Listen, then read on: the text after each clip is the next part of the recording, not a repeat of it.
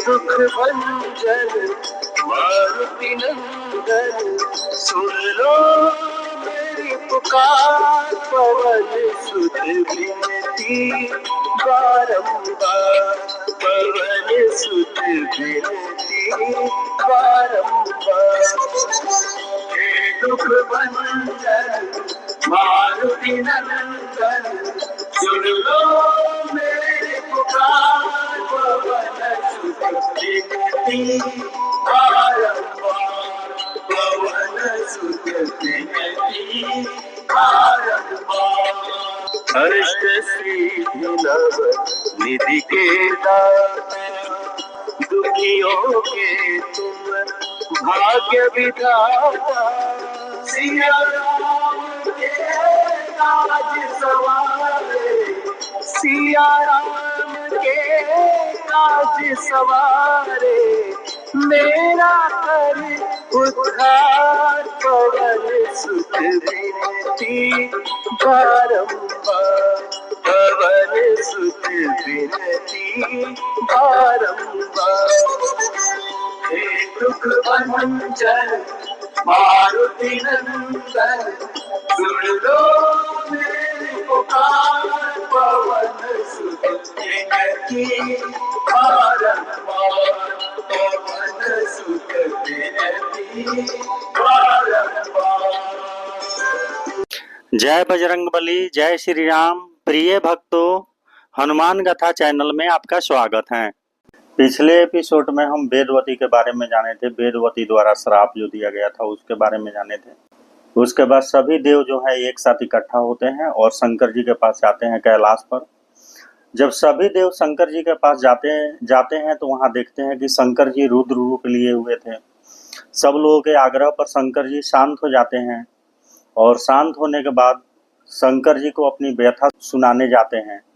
तभी शंकर जी बोलते हैं कि आप लोगों को कुछ बतलाने की जरूरत नहीं है, आप लोग जिस व्यथा से दुखी हैं उसके बारे में मुझे पता है।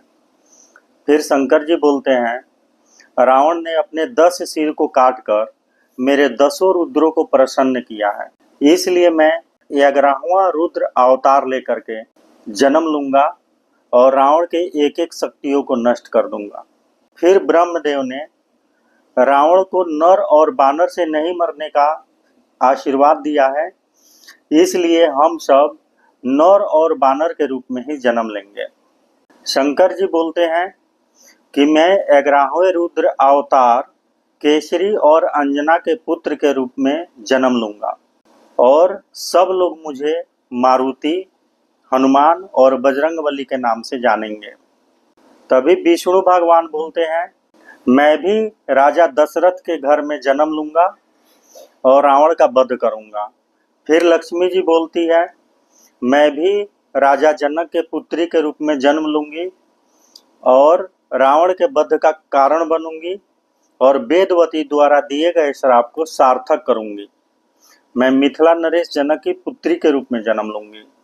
फिर शंकर जी पवन देव को बुलाते हैं और पवन देव से बोलते हैं कि आप बानरों के और अंजन प्रदेश वालों के कुल गुरु हैं, इसलिए इन सब कार्यों में मुझे आपसे सबसे ज़्यादा सहयोग की जरूरत पड़ेगी। आप अंजन प्रदेश के बानरों के कुल देव हैं, इसलिए आप अंजना को पुत्र प्राप्ति के लिए प्रेरित करें और मेरा ये अंश पवन पुत्र के नाम से भी प्रसिद्ध होगा।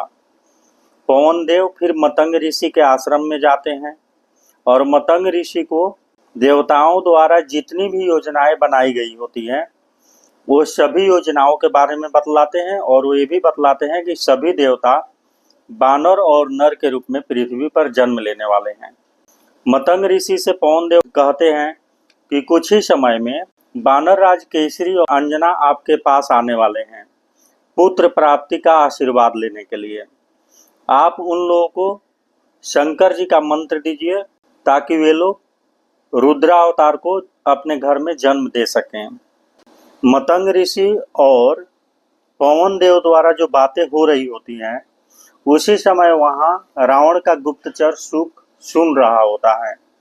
रावण का गुप्तचर ये सभी योजनाओं के बारे में जब जान जाता है तो रावण के पास जाता है और देवता लोग जो भी योजना बनाए होते हैं रावण को मारने के लिए, शुक ये सभी बातें रावण को बतलाता है।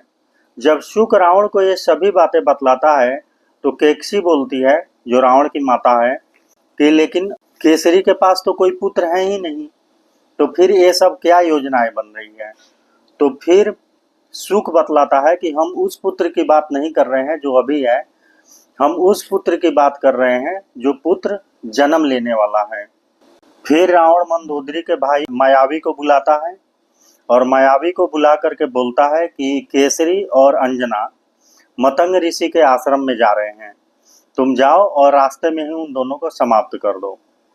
फिर मायावी जो है इन लोगों के रास्ते में आता है और एक बहुत विशाल भैंसे का रूप धारण कर लेता है और बहुत विशाल भैंसे का रूप धारण करके बहुत तेजी से अंजना के तरफ दौड़ता है ताकि सबसे पहले अंजना को मार दिया जाए, क्योंकि उस राक्षस को भी पता होता है कि अगर अंजना को मार देंगे तो ऐसे भी केसरी और अंजना का पुत्र नहीं होगा। तो जब वो मारने के लिए दौड़ता है तो केसरी दौड़ के उसके दोनों सींग को दोनों हाथों से पकड़ लेते हैं और दोनों में बहुत देर तक भीषण युद्ध होता है। काफी देर युद्ध होने के बाद फिर केसरी जो है उसे परास्त कर देते हैं और फिर वहां से तेजी से भाग जाता है। फिर केसरी और अंजना मतंग ऋषि के आश्रम में पहुंचते हैं। मतंग ऋषि उन दोनों का आदर करते हैं, दोनों को बैठाते हैं और फिर अगले दिन मतंग ऋषि बोलते हैं कि मैं कल तुम लोगों से बात करूंगा।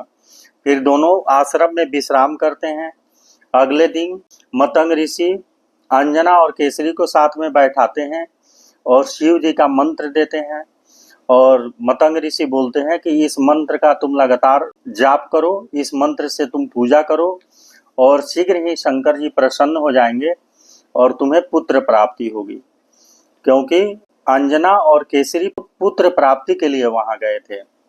इधर रक्त कुंभ आने के बाद रावण में तरह तरह की अशुभ संकेत मिल रहे थे और इन अशुभ संकेतों को देख करके मंदोदरी परेशान हो रही थी, किंतु मंदोदरी अभी तक ज्यादा कुछ रावण को बोल नहीं रही थी, लेकिन उन अशुभ संकेतों को देख करके अंदर ही अंदर परेशान हो रही थी। अगले एपिसोड में हम बतलाएंगे अंजना के पूर्व जन्म की कहानी।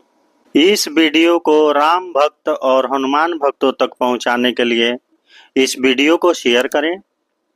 अगर आपको इस वीडियो से कुछ नया जानने को मिला हो तो इस वीडियो को लाइक करें और आगे की कहानी लगातार जानने के लिए हनुमान गाथा चैनल को सब्सक्राइब करें। नमस्कार।